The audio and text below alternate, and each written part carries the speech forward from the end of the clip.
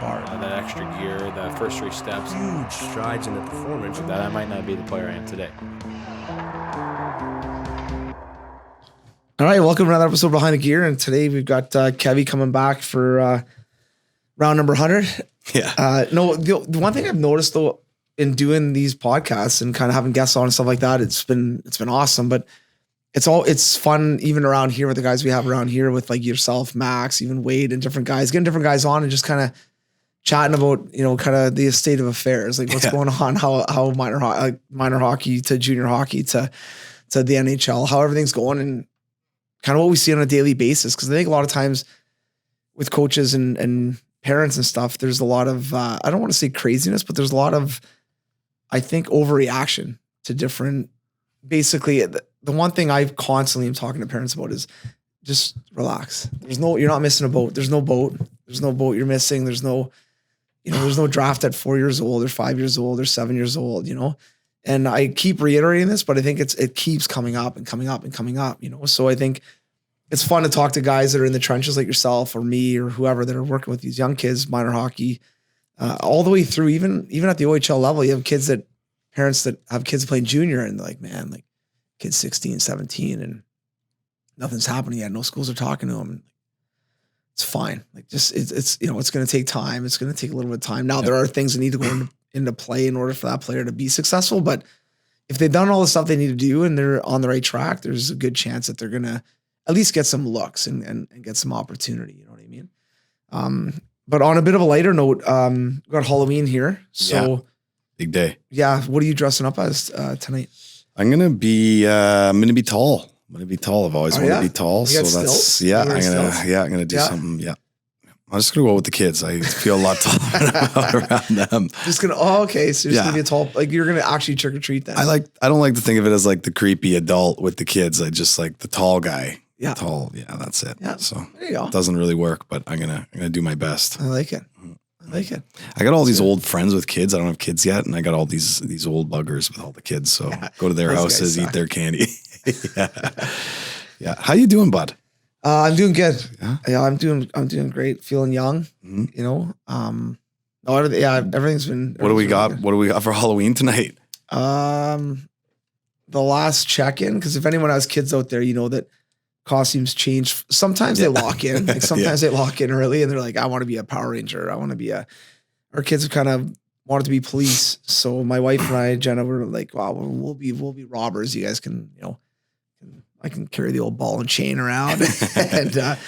But yeah, so I don't know. We'll see what happens. As of this morning, I guess my daughter's got 4 costumes on the go and she's not quite sure. Do they do a different one to school and a different one at night? Well, it's funny. Like a lot of schools don't allow kids to wear costumes anymore. Really? Yeah. So part of like what we're going to talk about a little bit today about our society and our kids and stuff being soft, but some of them don't. My wife's school, it's black and orange day. Same. No costumes, black and orange. Like, give me a break. I know. It's brutal, man. Like goblins and witches and, police officers. Don't want to offend anyone. Yeah. It's one of those things, man. And I don't know if you heard this or not. And anyone listening, I don't know if you've heard this or not, but in Canada right now, in Montreal, and I heard this on the radio and it's come up a couple times today, but in Montreal, the weather's terrible right here in London right now. It's raining. It's cold, whatever. It might snow a bit, whatever. But in Montreal, they're thinking of postponing Halloween till tomorrow because the weather's supposed to be better tomorrow. And I go through this whole thing again of like, we always kind of tie things back to hockey because that's what we do. And we always talk about hockey being awesome sport, but sometimes the kids are getting a bit softer and it's just postponing Halloween. Like, are you kidding me right now? So your kids have to battle it out in the rain. It sucks. And as a parent, it sucks too. Like I'm going to be out in the rain tonight. I told my wife, I'll just stay home, hand out candy. Jenny, you take the kids, you go. Didn't go over that well. We both like going out, so it's going to be fine. It'll be fun. We'll make the most of it. But I mean, to postpone Halloween, is that not, I don't know, is that not ridiculous? Or I do. I think it's crazy. Yeah. And we were kind of joking earlier about like how Halloween is, especially like our friends, like I'm going to have a couple drinks, go Halloween, hang out with some friends with kids, whatever. And it's about as much about in some ways, sometimes it's about the parents, but yeah, like what are you teaching them? Like what I don't know. Yeah. I don't think they're learning they're learning that you don't like something. You just change the rules, alter the plan. Like I'm not a parent, but The biggest thing for me on that is, okay, so you're the mayor of Montreal, right? You're doing your daily tasks on budget items, all this other stuff. How do you, or whoever it was, I believe it was the mayor. That's what I heard. It could be whatever it is. Oh, I thought this was a community, not whatever like, it is. I didn't think it came from that. If it's a mayor, if it's whoever it is, how does that happen? It's not the kids saying, oh, mom, dad, it's going to rain tomorrow. No, they don't 100%, care. yeah. My kids don't care. We'll dress them with extra layers, put a raincoat on them, whatever. It's some parents that went up to the community or the mayor or whoever and said, hey, we should postpone. We'll do it tomorrow. And then we'll just all have our candy ready for tomorrow. And a bunch of parents are like, yeah, that's a great idea. Right.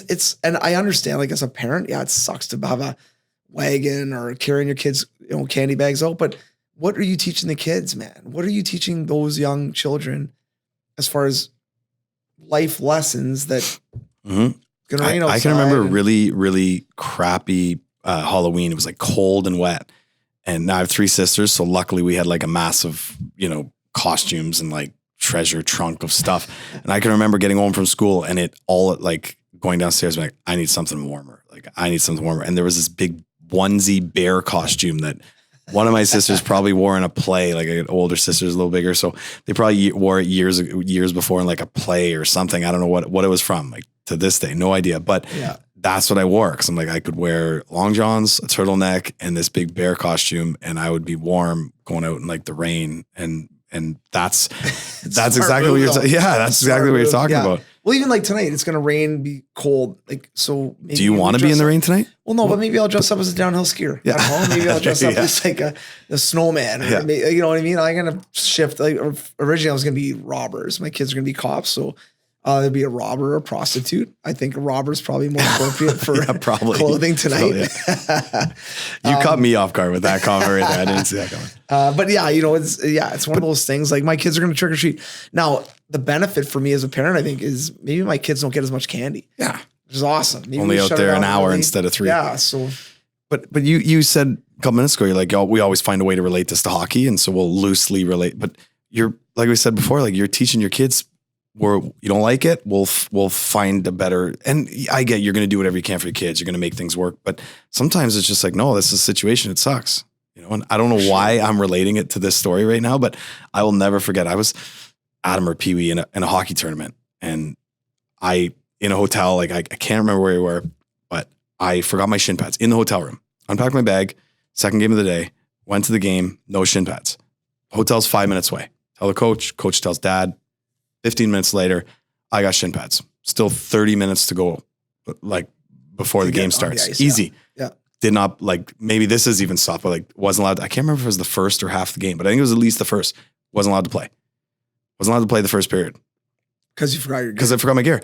I've never forgotten a piece of gear the rest of my life. Like, I can remember being in college and like pro on the bus being like nervous. Like, oh man, checked it 10 times. Like, my wife would have a different word for my, how anal I am about certain things, but now I look back, I'm like, I was so rattled that I couldn't get to play the first period. Yeah. And now I'm like, that's probably is the right move. I'm sure my mom was probably rattled and my dad was like, no, he's sitting, but totally, like, never even came close doing that again. So no, definitely. And I think, like, I remember for me when I was, whatever age I was, doesn't matter, but going through stuff like that, like, you have these memories of stuff going on where you forget something or whatever it is. And those things stick with you. And then you're like, man, I don't want to do that. Right.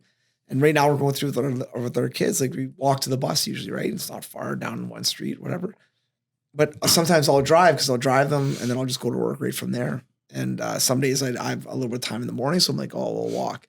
And what do the kids want to do?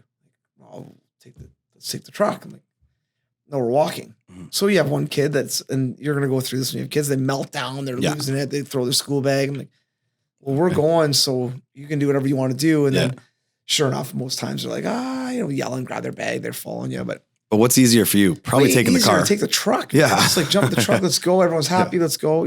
But it's not even that. They're not going to be happy. There's going to be something else going to bug them. For sure, right? Yeah. So just like, no, this is well, then they're fighting over who's in the, like, they're fighting over something. Who's, So it's like, no, this is what we're doing. And it's way harder to do what I think are some of the right things as parents than it is to do the easy things. It's easier to just be like, yeah, no, it's all right. We'll take the truck or whatever it is. Right.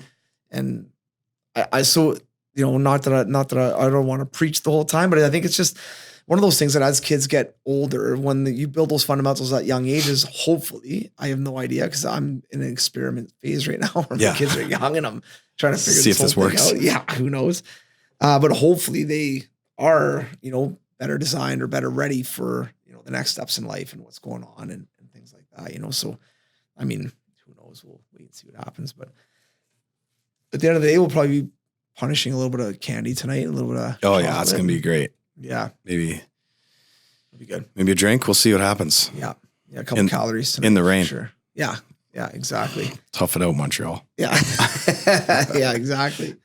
But going back to kind of what we originally kind of mentioned about, and I don't want to sound, like I'm beating a drum here, but how do we help our younger players or younger society, whoever it is and I'm talking hockey here or sports in general, but more so hockey just because we're in that. But how do we help these young kids play harder and, compete harder? And if anyone out there is like, these guys are crazy, they're talking about making kids tougher. It's not that. It's just being a teammate, we were talking to some pro guys today about, you get in a bus now after a game and there's 5, 6, 7, 8 guys playing cards in the back of the bus or, chatting around the back of the bus. What are the rest of the young guys doing?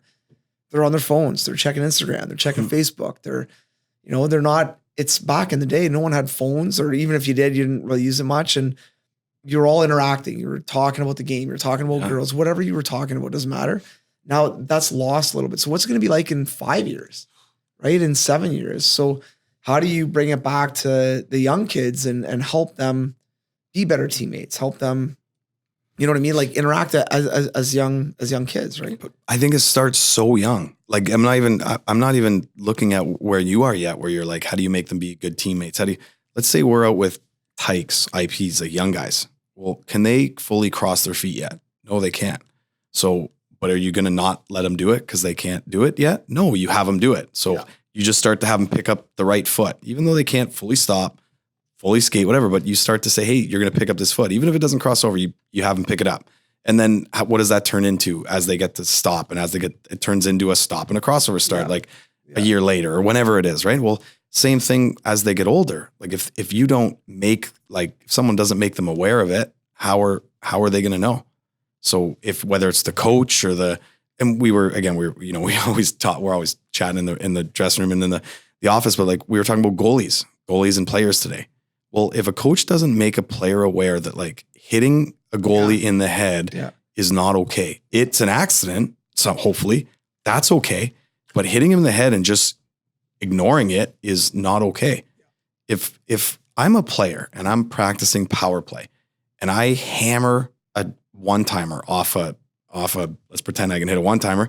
I hammer it off the penalty killer's ankle. Like, this is my teammate. I'm going to go, oh man, sorry. Like you sorry. I didn't mean, we're in practice. Like how can you skate by a goalie after hammering him in the head and not say anything? And I don't think they don't know, and they don't have appreciation for like what should be done. Yeah, I guess, what should be done, right? For sure. And I think that to me falls directly on the coach, maybe the parent a little bit, but on the coach.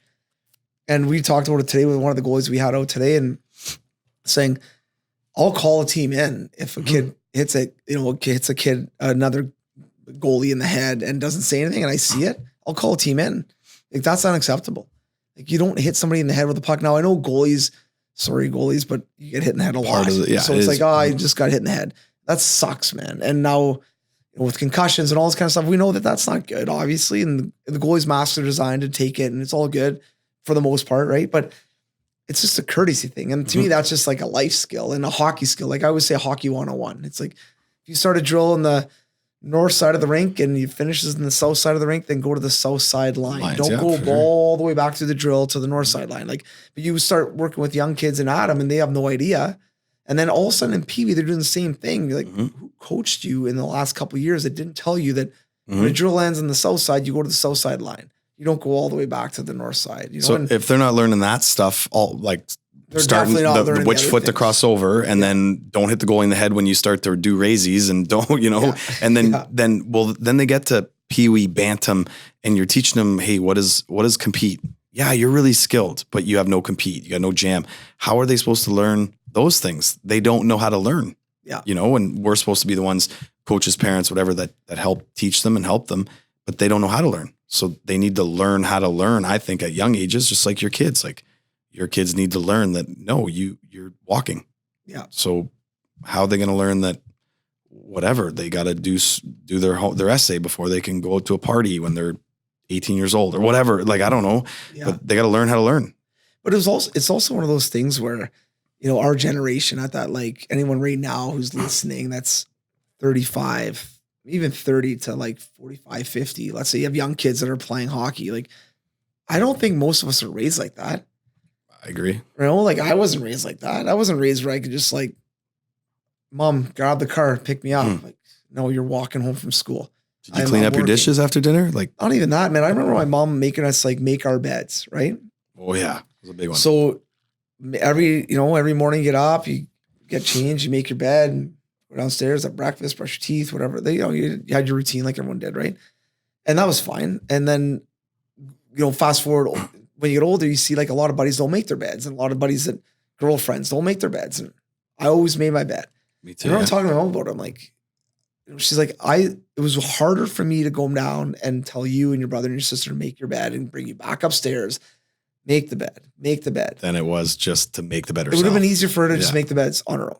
And a lot of parents do this, right? But she brought us back up, make your bed, right? And so we did. And, and not to say that my brother, my sister, and I are all like always make our beds. It's not that's not the point of the story, but the point is, it would have been easier for my mom just to make the beds and just scrap it. But bringing us back up, and it's, kind of got us in that habit. And to me, the making the bed is one thing, but it also like translates to a lot of other things. For sure. It's harder to parent hard than it is to parent easy, where you just like, yes. It's harder to say no. And when you start saying no and you have those little confrontations with your children and make them do things, I think to me that helps harden them a little bit. And like, it's not always easy street. It's not always, yeah, we have the money to buy that stick, or yeah, we have the money to go on that trip, or yeah, we have the money to do whatever, play on that spring team. But no, we're not, because mom and dad want to go to the cottage. Mom and dad want to hang out with their friends on the weekend. We don't want to go to wherever to play in a spring tournament. You know what I mean? Mm-hmm. And making those decisions, I don't think it's going to hurt the kid. And I think at the end of the day, it's going to make that kid a little bit stronger. And, as far as, no, I got to know. I wanted to play in this tournament, and my parents said no. And I think that's goes a lot further than saying yes all the time, for sure. Yeah, I totally agree. I'm not ready for that yet, but I think when I get there, it's going to be hard. Yeah. And I mean, like, but for young kids, like even for you when you grew up, or for me, if you want to get better at hockey, and I tell kids and parents this all the time now, like if you want to get better at hockey, it doesn't have to cost you money. I mean, it could, for sure. You can go get a skills coach. You can go, get a goalie coach. You can go get a shooting, whatever it is, right? But you can just shoot pucks at home. You can go on, there's this thing called the internet. It's pretty big. There's YouTube. There's a lot of different stuff you can go check out, and that you can get tons of videos, tons of cool stuff that you can do and work on your own stuff for free. Just you got a shooting lane at home, or you got a pad at home, you got a concrete, pad in your garage, like whatever it is, doesn't matter. Or just asking questions. Like everyone has resources of some sort, like in terms of people, now we work with some really lucky kids, and I feel lucky to work with them, with the academies and things like that. But how many of those kids ask questions or ask their parents questions? Like, hey, I want to get better at this. So what can you do? I think a lot of parents will help you, whether they're Googling it themselves, be like, hey, you want to get better at this? Let's figure it out. But you just got to ask. And especially some of these kids that are, hockey again, like your coaches, or they're the helpers, or maybe they got a player, one of the coach's older sons that's out there helping you. Like, ask questions, and you'll normally get some type of answer. Someone's going to be like, hey, I know it, or I'm going to find find the answer out for you, whatever. But I don't think kids are willing to ask questions. Not to say that maybe they were a long time ago, but not a lot. But if you look at like the elite players, so we've been fortunate over the years to work with some like pretty elite players. What's the difference? What would you say the biggest difference is between those elite players and some of the players that are playing lower leagues, like playing, AA, A, B, kind of moving down the chain, right? But opposed to those elite players, and some of those elite players might be playing A and B, double A and moving up the chain down the road. But what do you think the biggest difference is between those kids that are elite? And when I say elite, I don't necessarily mean the best player in your team or the best player in that league. The players that, to me, and when I say elite, is kids that want to get better, kids that are good at their age group, obviously, but they keep pushing to try to get better. What are some of the biggest differences? That is almost that you're asking a question, but that's part of I think that's the answer. They want to get better, and everyone says they want to get better. That's easy to say, but they have a better understanding or a willingness to say like, hey, I'm doesn't matter if you're playing house league or if you're playing AAA. I have to, whatever that specific thing is, I want to do this. I want to do this better, or I'm not very good at this. I think there's a ton of kids out there that have no idea what they're good or not good at, or why they're playing AAA and maybe aren't the best player on their team, or why they're playing, AA and they can't crack that AAA team. I think that's part of it. And most kids aren't willing to work for it. Well, you bring up a really good point. I think they don't know. Maybe that didn't totally answer your question. No, but it makes sense. But so when we look at kind of what I was talking about as far as what separates them, I think one of the things that separates a lot of them is they're willing to put the work in. For sure. But they're willing to ask questions, and a lot of them are, when you get them one-on-one in crowds and stuff, they tend to be arrogant sometimes, or like walk that line. And I think if you're going to be a good player, you've got to have some confidence. A little swagger, yeah. Right? I don't think cocky's good, but I think you got to have some confidence. But they're willing to ask questions. They're willing to like, hey, can you help me with this? Or hey, this isn't good in my game. And I mean, when we work with NHL guys, they usually come back with 2 or 3 or 4 things that they want to hammer on this summer because it wasn't good last year and they got to get better at this to create more of offense or create better breakouts as a D-man or whatever it is. So knowing what you're good and not good at is huge, obviously. And I think a lot of the elite players know that. And maybe some of it for young players comes from the parents a little bit, which is fine. But I think as a player, you need to understand that. You need to like know what you're doing, and move forward that way. And just be aware. Yeah. And we've talked about this over the years so many times, but when you first went to pro, what was the first thing that you noticed or you learned by just watching other players? I think the biggest difference for me when I went from like college to pro was just, how good the skill was overall, how composed and how easy they made the game look at times. You know what I mean? No, but let me cut you off. Like one specific skill. You told me before about your shot, where you saw somebody shooting a puck at pro. Sure, yeah. Where you were like, holy crap! Like, I want to shoot like that. And so what did you do? You watched them shoot. You were on the ice with them every day, and then you tried it a bunch of times. You were aware of you. And this is a guy that played Division I.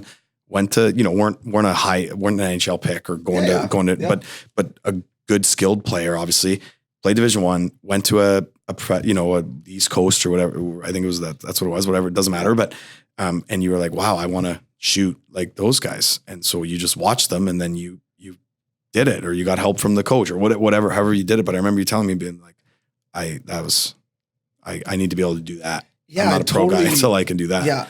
Totally you were aware. I was aware, and I picked it up from other players, obviously. And one in particular for like a snapshot, for instance, was like, holy smokes. Yeah. And I was like, I knew what I was, and I figured out what I was as I got older. Like when you're younger, you play on teams. I was definitely like a third line guy. Let's say you look at an NHL roster right now, I'd be a third, fourth line guy, penalty kill guy, energy guy. I know that. I'm fine with that, right? But you figure that out better and better and better as you get older, if you're willing to take that in. Because some guys that are like me, a third, fourth line guy who maybe has some speed and can grind and play, think that they're still going to score 30 because they scored 30 in junior and they're still going to have the opportunity to score 30 again in pro. And it's not realistic, right? Okay. So you were 22, 24 at the time, probably. Mm-hmm. Do you think that 14, 15, 16, 17-year-olds that are trying to get drafted can have that same level of awareness? I do. Not the same level, but I think they can be aware. Yeah. Like that. The thing that's different from when like we moved on, it's like to today's now is they have agents, coaches, scouts, skills guys, skills girls, like around them telling them this. Yeah. Some of them still don't get it. That's exactly my point. So, quick story. So there's a young boy playing major junior in the CHL, like playing at the best league, playing on a good team, tons of opportunity in his draft year. and had a good conversation with him. Hey, you got to be better. You got to play harder. You got to be harder. You're a power forward. You got to play harder like a power forward. Really good conversation, right? Come out of the weekend, played okay, a little bit more energy, but nothing great, and talking to the coaching staff and saying, hey, like, how has he been? How's he playing and stuff? And like, he's trying, but I just don't think he really knows how to hit anybody or do. And in my head, I'm like, man, he totally doesn't know how to even make a proper body check at this level. He's always been the best player. He's got drafted high in the OHL. He's, but he doesn't even know really how to finish his hit properly. He goes in and just kind of muffs up against the guy and like that's not a hit, and I'm not saying that's to crush anybody, fight anybody, just add energy. Like, you're a power forward. And he's starting to understand what he is, but until he understands what he is and learns how to play that way, he's probably never going to play anywhere. And this is a kid who has enough skill to potentially, be a pro, and whether that's minor pro or in the NHL, doesn't matter, and they're not figuring it out, and it's not that they don't want to, it's just in this case, for instance, and this is more for coaches and parents, like sometimes the kids don't know how to do what you're telling them to do. So you're telling them to shoot the puck harder. You got to get that puck off. Guys are always getting sticks on it. Well, maybe your kid doesn't know how to pick up a pass properly. Maybe they're stopping the puck in front of their body instead of bringing it and cradling it to the side so they can shoot it right away. Maybe they're getting stuck in a tough spot where they can't shoot the puck quickly, right? Or whatever that is, right? But I think it's important to look at these kids and say, man, you know what? Maybe this is on me as a coach or parent or whoever is skills coach, and say, man, he doesn't even know how to do what I'm asking him to do. He's nodding his head. He's saying, yeah, oh yeah, no, for sure. Yeah, that for sure. And then you watch him in a game like, what are you doing? So you got kids that are trying to get drafted to the O, major band and minor midget kids that are obviously, that's the number one thing. And then you got kids like you're saying that are in major junior already that are trying to get recognized, and get drafted to the NHL or play pro, whatever. And you're right. They don't know how to make a hit. So would you say the biggest thing that's missing from kids at that major band and minor midget level, trying to get drafted to the O? And then once they're in the O, what are they all really good at? Well, their skills are good. Puck skills, right? Yeah. For sure. And they most of the kids can move pretty well. And then puck skills.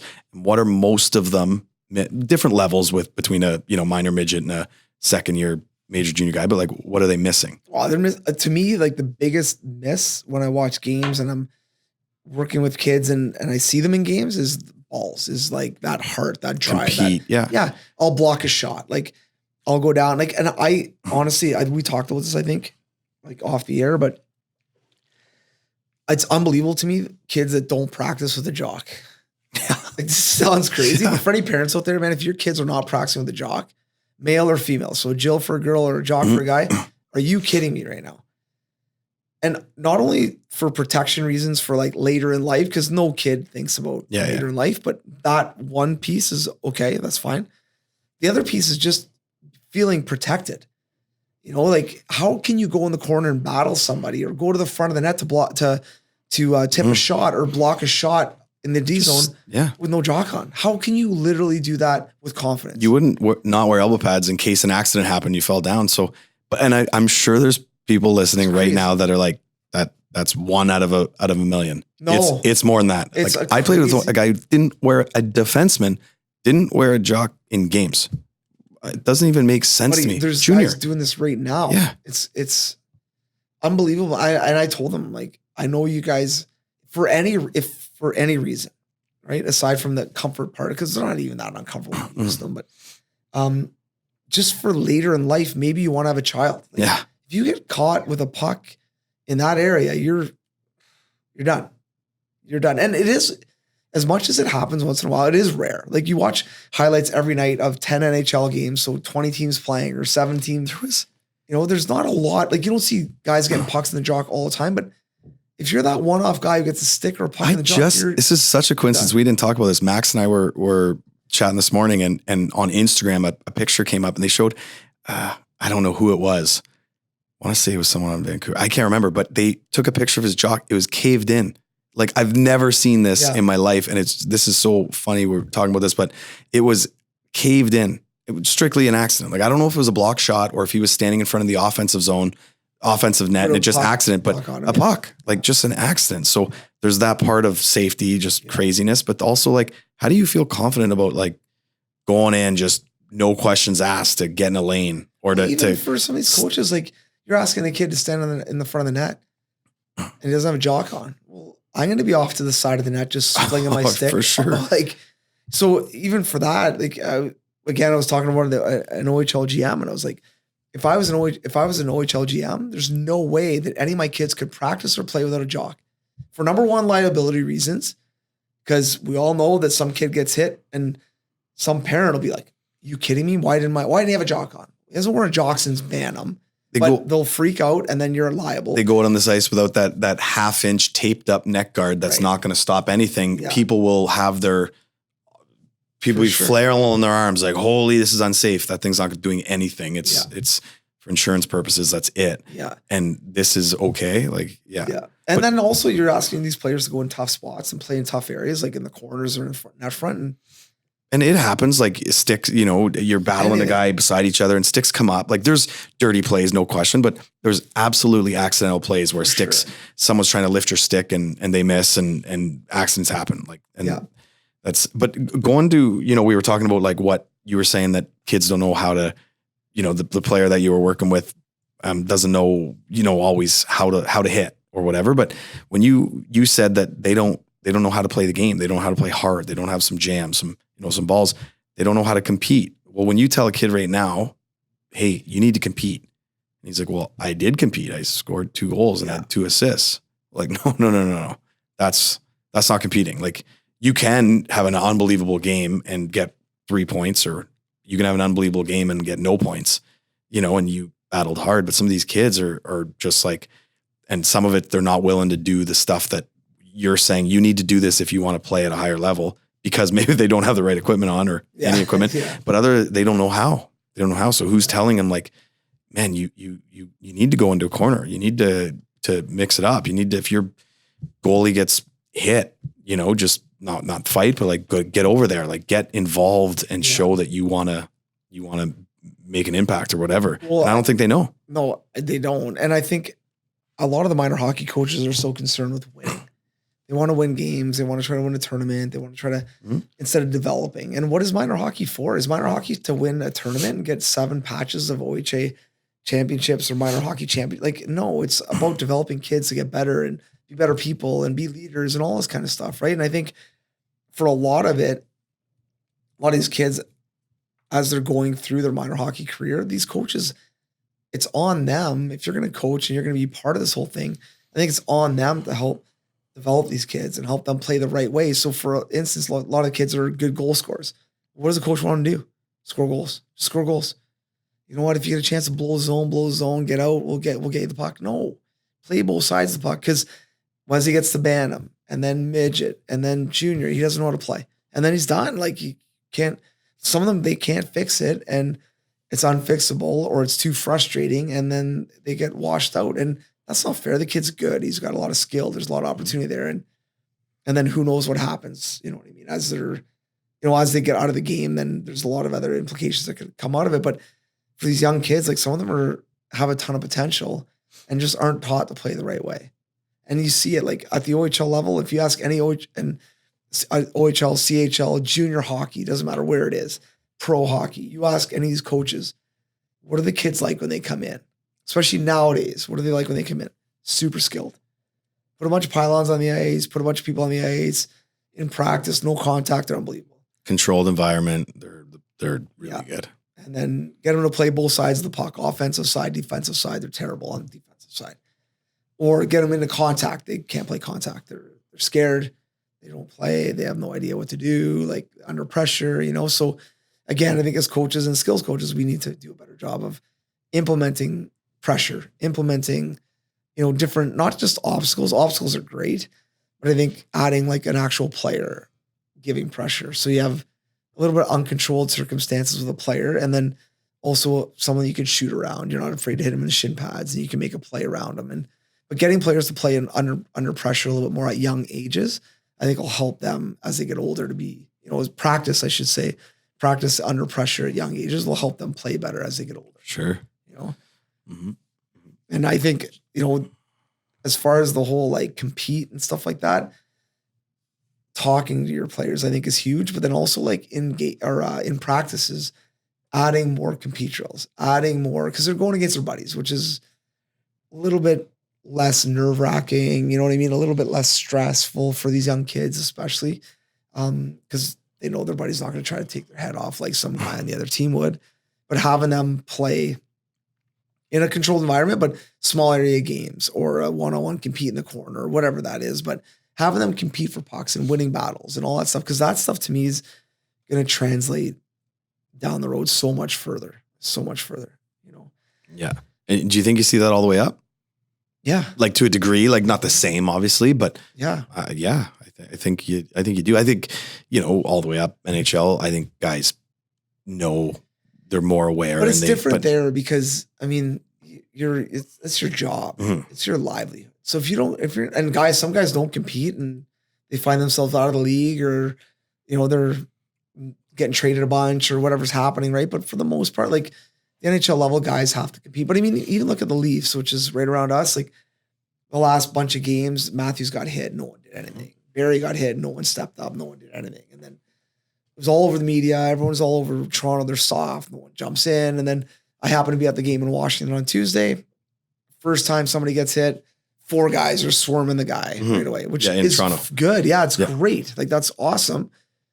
Where was that 6 games ago, 5 games ago, 4 games ago? Like, took the media, your coaching staff, you know, you're 23 years old and someone's got to tell you, yeah, you should protect your buddy. Like, come on, that's ridiculous, man. That's just, to me, a life lesson that maybe got dropped by the wayside down the line somewhere. I don't know, but it's one of those things that, like, at the NHL level, it's different because you're getting paid a lot of money to play. Even if you're an entry level guy, you're making 700 something thousand or 800,000. Like, it's a lot of money. But yeah, I get it. And there's roles, but also some of these you said, you know, some guys find themselves out of the NHL. Some of these guys won't. They're going to be in the NHL. Maybe they get traded a little bit, but imagine how much more effective they could be if they had a little bit more of that compete. Yeah. Like the same thing that you're telling a minor midget, like, hey, you're not going to get drafted getting 2 goals a game. You're going to get drafted getting, you know, mixing it up, getting some offense, but getting involved. So some of these NHL guys, like, you know, get involved, for sure. Do some of the little things, and you're way more effective than you are. Look at, you know, we talked about it before. Look at St. Louis. Yeah. You know, they were gritty and hard to play against. Some of their, watch the playoffs, a guy like David Perron, you know, like still a prick to play against and like not fun all the time in the corners. Like, you know, that's not how he wants to play. Yeah. He wants to do that, but no, when he's worked, like one of the older guys on that team and still battling and going hard, it was a huge piece of that Stanley Cup win. Like, you know, and just because he did compete, he did work hard. And Patrice Bergeron, like those type of guys that are like, oh, every time you turn around, he's there in the corner. You think that guy could probably get by now, just like packing it in, just doing the easy plays, like offense for sure. Yeah, they never get rid of him, and no one would probably say anything. For at least a couple years. Yeah. But like he doesn't. He understands like this is the way you do it. And whether he learned it when he was young or he learned it when he was older or someone taught it to him or he just figured it out. I don't know the answer to that, but I think it's one of those things where it can be learned for sure. I think that compete and that, but it's also some of it's innate, and whether it's innate from young ages, because maybe you saw your mom or dad work really hard and they own their own business, or they worked on the farm, or they, you know, whatever they did, you know, maybe, or you had an uncle that was you know, hardworking person that was up every day early milking cows, or, you know, I think it's some of it's innate, and then I think it can be learned for sure. But I think it's also got to be harvested. Like, it's got to be complemented. Like, a lot of times when I watch parents greeting their kids coming off the ice, you know, it's like, oh, great game, nice goal, or nice assist, or, you know, whatever it is, or you see the opposite of that, like, oh, you didn't play well, or, you know, oh, you weren't very good today, right? And to me, it's more about complimenting, like, man, you worked hard today. I loved how you know, I love how you went and said congrats to your buddy who scored. I like how, you know, but really complimenting the right things, that being a good teammate stuff. Like, hey, great job, like, not banging your stick on the ice when you made that bad pass, or great job working hard getting back when you lost the puck and you had to go scramble to get it back. You know, like those little things I think are, to me at young ages, more important than, hey, nice job scoring 3 goals tonight. That's awesome. And you're talking about that coming from the parents. Yeah. Like I agree. Like minor midget team right now, one guy gets 4 goals. How many pissed off parents are there? Tons. Oh, yeah. Everyone. Like really, they want to. And then now if they lose, it's the coach. Like they're bitching about the coaches and wrong guys were out in the power play all game, whatever. Sure, but they're kind of rattled for sure. There's some parents there that are like, oh, man, Johnny got 3 more again. That's not. Yeah. I saw three black jackets up in the stands today. Like that. So that's what they're coming off. Like, well, he comes off, and what happens when he sees his kid? Well, Johnny got 3 goals again. So quiet car ride home, I guess. You didn't do your job. Like, yeah. Okay. Yeah. And there's like, you see that, right? You see like both sides of parenting in minor hockey. Obviously we see it a lot. You see the ones that are like really hard and really, you know, upset about points, upset about all this stuff as a parent. And then you see the other ones that are encouraging and you know what, to me, it's just a night and day kid. You know, that kid dad's going to be hard on him. He doesn't want to go in the car. He's not excited about the end of the game. He's not excited, you know, and every kid knows when he played bad. Most kids know when they played well. Like, it's just one of those things where, what does that kid need right now? Does he need a father after a game, or does he need a coach in the car or a psychologist in the car, like dissecting everything he did on the ice? Like, no, he doesn't need that. He needs a parent. Sure. He's a parent. Hey, what do you got for school tomorrow? You know, hey, you know what? Like, there's got to be something good that he did or she did, right? So comment on that and, hey, what do you got for school tomorrow? Like, you're the parent, you know, and not to say you can't give your kid criticism and you can't like get on your kid a little bit about certain things for sure, but every single game, every single practice. And I've had this talk with parents. I know you have too, been like, hey, let me talk to him about it. Let it come from me instead of you. You enjoy your weekend with him instead of him, you know, wanting to avoid you and stay in his room all weekend. Let me have this talk with him and come from a different voice and say, hey, great job, you know, but what didn't go well, or what went really well, and what can we improve, whatever. And it can come from a different voice. We can position it a different, not just us. I'm not saying it has to be us, but just a different voice sometimes, and not let you be a dad, you be a mom, and let somebody, you know, whether it's not always an agent, but a different voice sometimes, I think is just just can help go a long way. Well, and I think it's important for parents to know that if you are playing on a minor hockey team or whatever, don't be afraid to go to the coach and say, hey, you know what, he's struggling in school right now. Johnny's struggling in school right now. And, you know, I want to be on the same page with the coach here. So, hey, Johnny struggling in school right now. If you can tell him, like, if he keeps struggling in school, he's not going to play on this team. Like, we're going to have to pull him off this team, or hey, you know what, we're having an issue with him.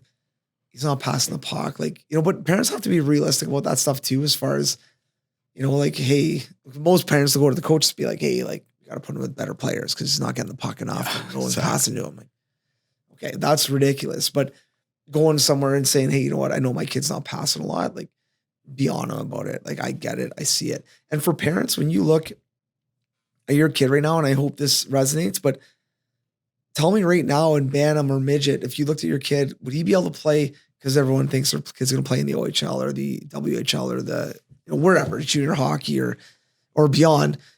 When you look at your kid right now at Bantam and midget, is he really going to translate to pro? No, not a chance. Just physically, he's not going to, right? But is he playing a complete game, or is she playing a complete game? Like, no, doesn't back check. Well, that's a problem. Doesn't like passing the puck.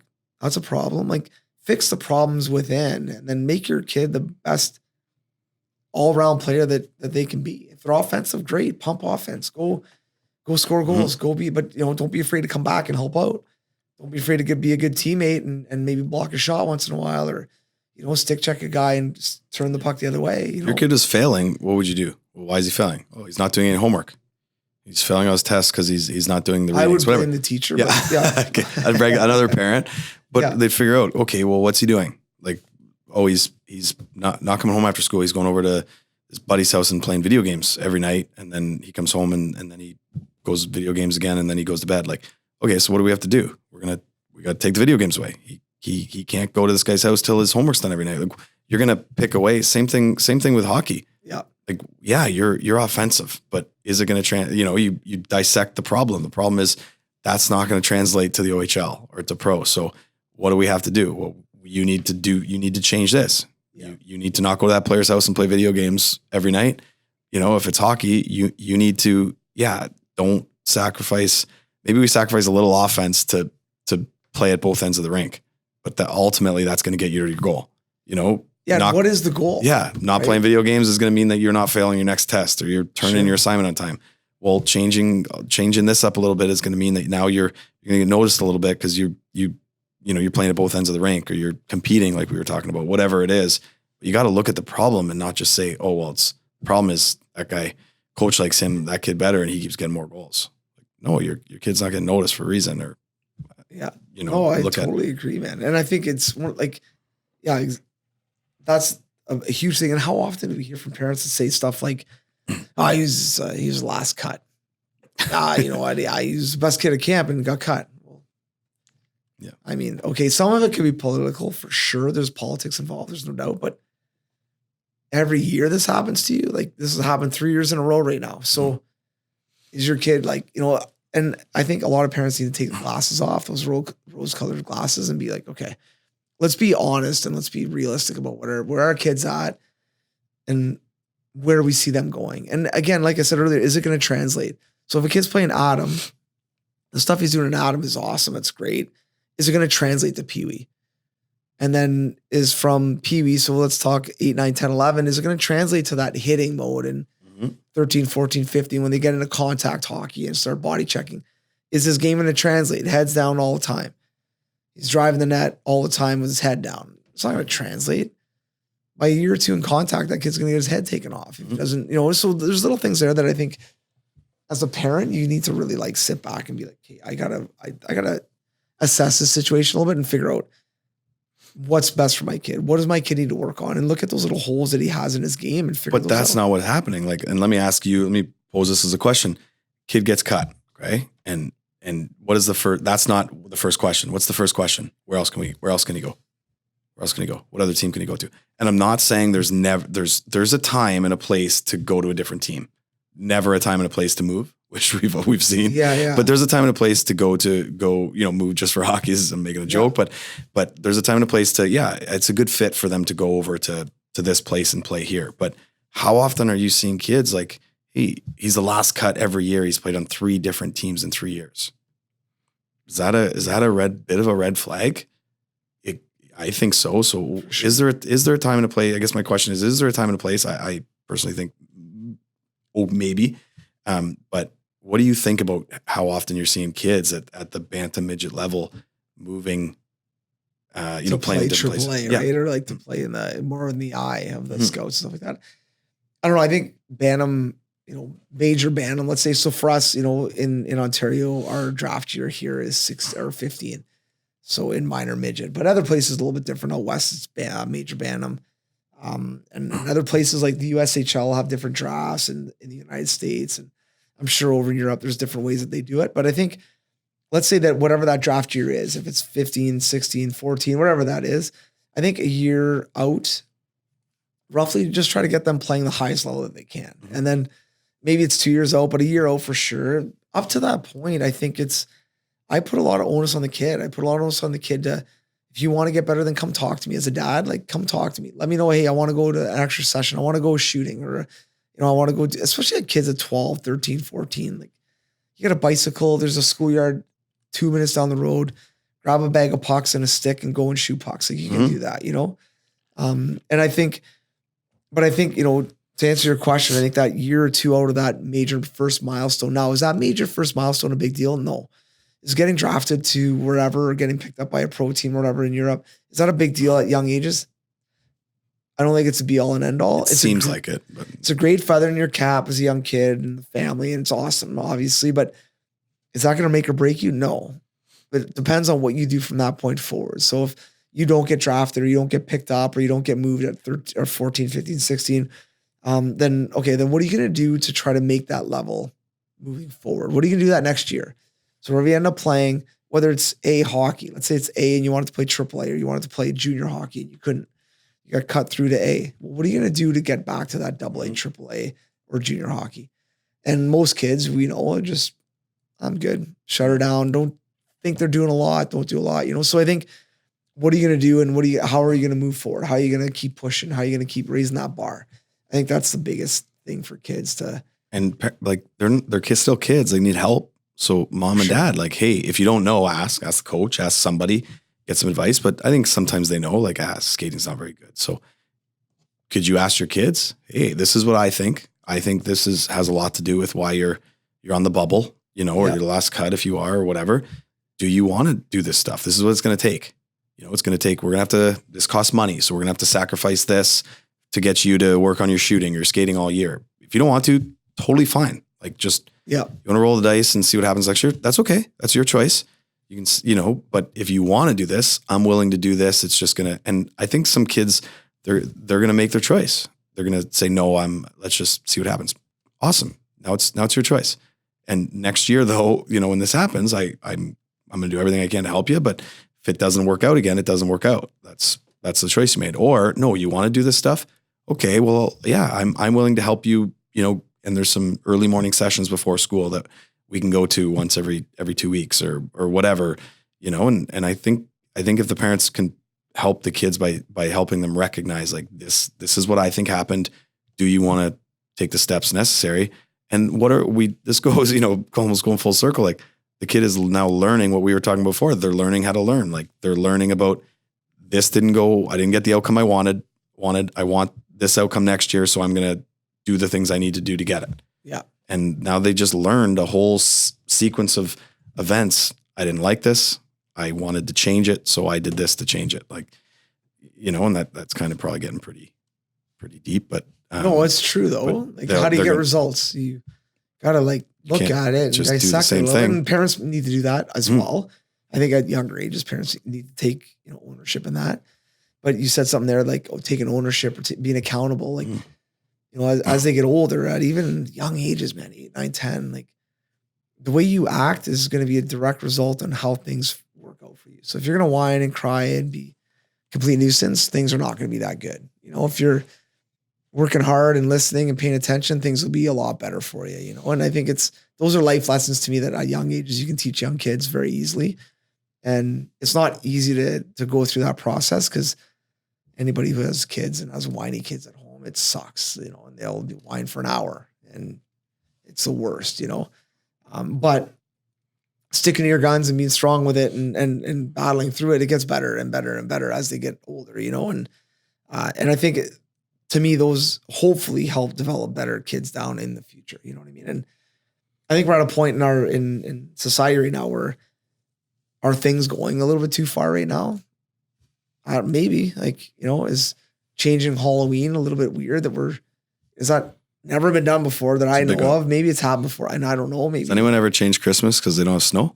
Right. Oh, I think we just have a green Christmas. Like, right. Exactly.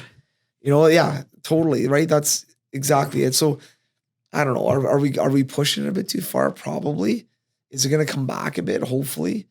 But if not, it doesn't matter. It's up to us as parents and as mentors, as skills coaches, whoever we are, to help mitigate that a little bit, help knock that down a little bit, help kids understand what the proper process is. And we don't have to be parents. We don't have to be, you know, giving kids crap all day or, you know, suspending kids or grounding kids or timing out kids. It's just teaching them, talking to them, helping them, like, you know, keeping them accountable and keeping them moving the right way, you know?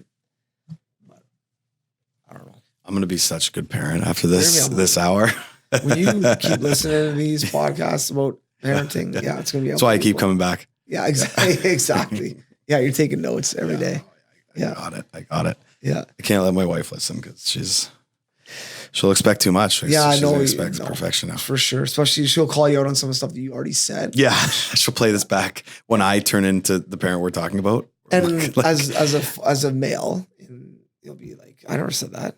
Yeah. And now she has audio on it. It's it's not good. Because it's better like as in a couple where you can just say like, I told you that, right? You know, and you can kind of lie about it a little bit or maybe forget about it and you can go that route. But when you have it on audio, you're pretty much screwed. Yeah. You're pretty screwed. That's trouble. Yeah, exactly.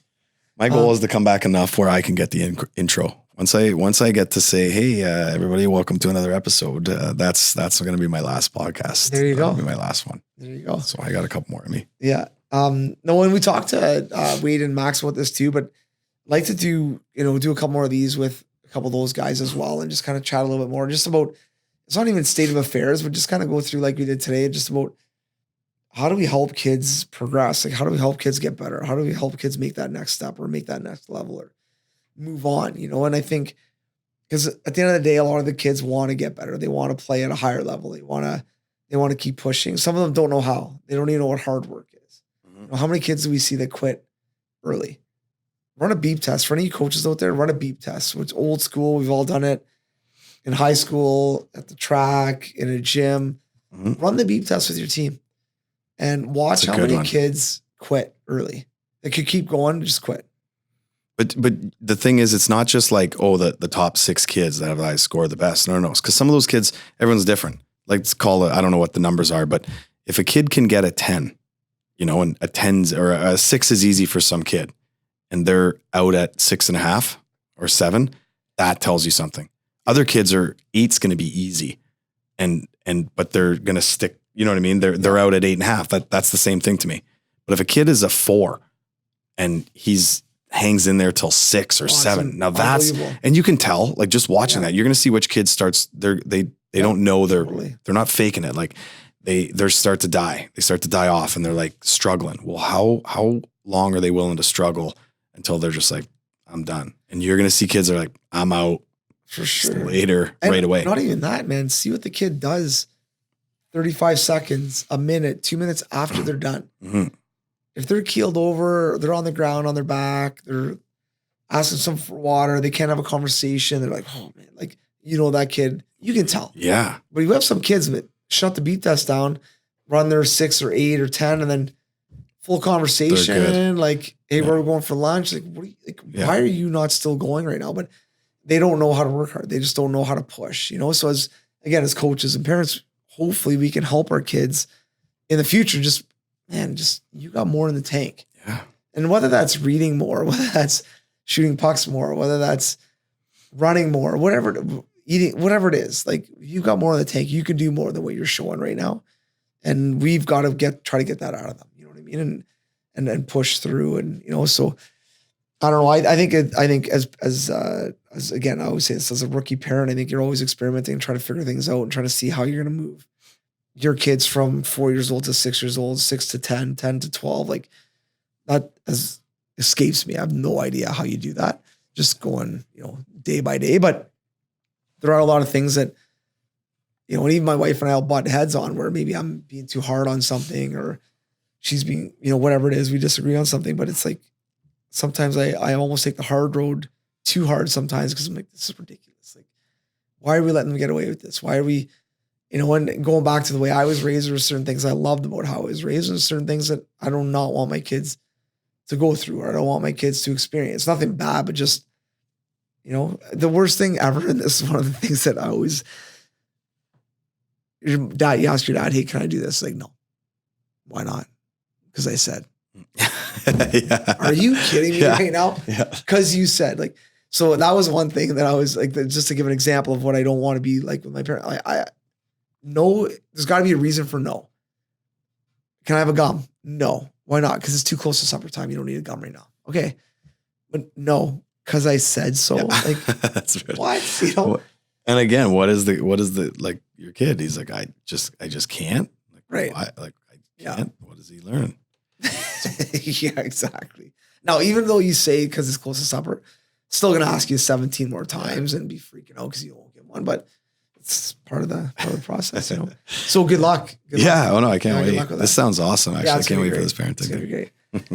So I think we'll plan on sitting down next week at some point with Max and Wade. We'll get a good one. Wade's a even different generation. He's gonna have some great viewpoints. He's like our millennial, so he'll be able to give us some good insight on what's the thought process is for the younger age group. Yeah, sure. Really good. Sure. All right, buddy. Thanks, man. Hey, thanks, man. That's fun. Take care. Come here.